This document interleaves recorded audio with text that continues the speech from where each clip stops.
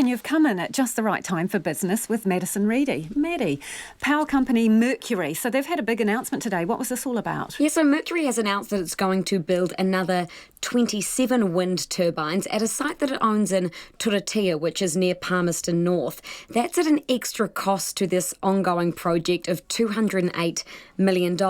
So actually in March of this year, Mercury announced that it was going to build a wind farm. And for this site, it already had council resource consent to build 60 wind turbines on the site. But in March, it said it was only going to go ahead with 33 of those initially and phase out the project. But Mercury says something changed, and those things that changed were high spot power prices that we're seeing in the wholesale market at the moment, and also the passing of the zero carbon bill by Parliament just last Thursday. They say that those things coupled together prove that more renewable electricity is needed in this country. So just last night when the market closed, they signed a new construction deal to go ahead with the full project, which will cost Gulp a total $464 million, and they're going to fund that through debt. Now, the project will be finished at the end of 2021, and altogether, this wind farm will produce 840 gigawatt hours of power every year.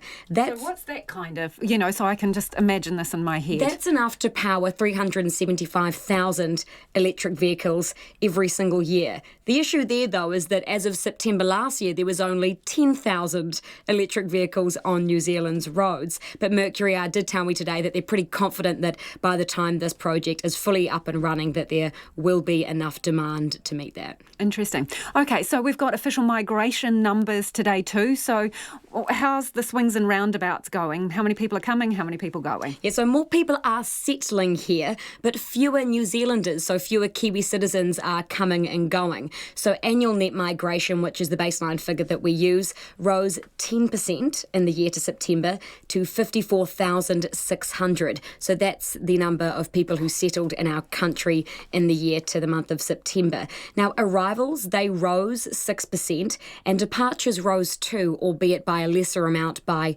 3%. We also did have tourist numbers land today too. So annual visitor arrivals rose 2.5% in the year to September. Now, that actually resulted in a record high number of visitors arriving here in the year. 3.9 million tourists came to New Zealand in that period. 1.5 million of them came from our friends across the ditch in Australia.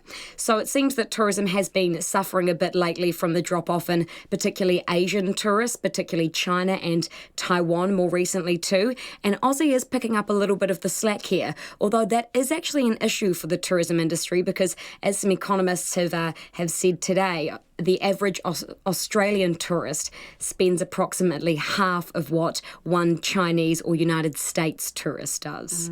Interesting.